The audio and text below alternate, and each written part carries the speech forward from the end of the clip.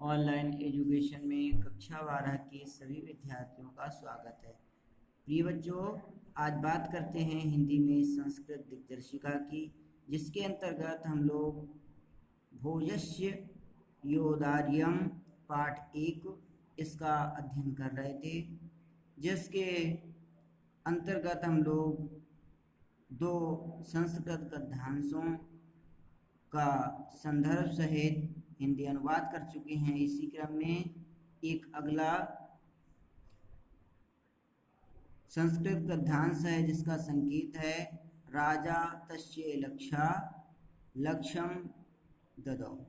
ठीक है, इसी गद्यांश को हम लोग पहले पढ़ लेते हैं, जो कि यहाँ से है। राजा तस्य लक्षा दत्वा कालिदासा प्राह सखे त्वामपि प्रभातं वर्णय इति तथा कालिदासा प्राह।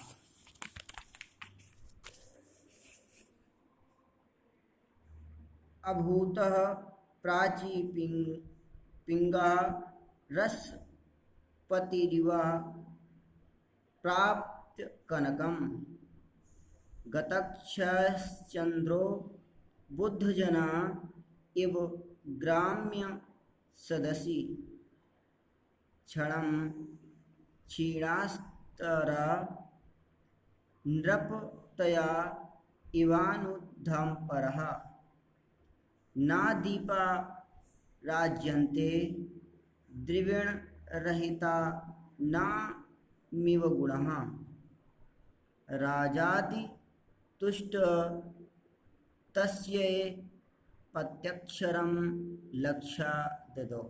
ठीक है, तो इसका हिंदी अनुवाद इस तरीके से है। संदर्भ हम लोग पहले कर चुके हैं, इसलिए मैंने पूर्ववत लिख दिया है।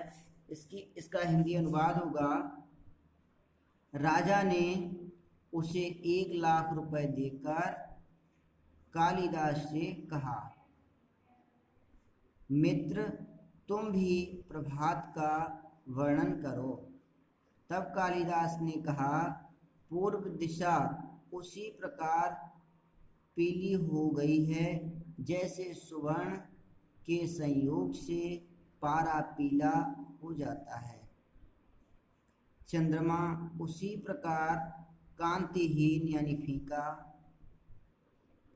दिख पड़ता है जैसे गवारों या मूर्खों की सभा में विद्वान तारे क्षण भर में सहसा उसी प्रकार क्षीण हो गए हैं जैसे उद्योग रहित राजागण की राजश्री क्षीण हो जाती है, और दीपक उसी प्रकार शोभा नहीं पाते जैसे धनहीन व्यक्तियों के गुण निर्धन व्यक्ति चाहे कितना भी गुणी समाज में उसके गुणों का उचित मूल्यांकन या आदर नहीं होता, और दानी व्यक्ति गुणहीन हो तो भी समाज उसे आदर देता है। राजा ने अति संतुष्ट होकर उसे प्रत्येक अक्षर पर 1 लाख रुपए दे दिए। ठीक है, आज के लिए बस इतना ही। आप लोग इसको अपनी कॉपी में नोट कर लीजिएगा। धन्यवाद।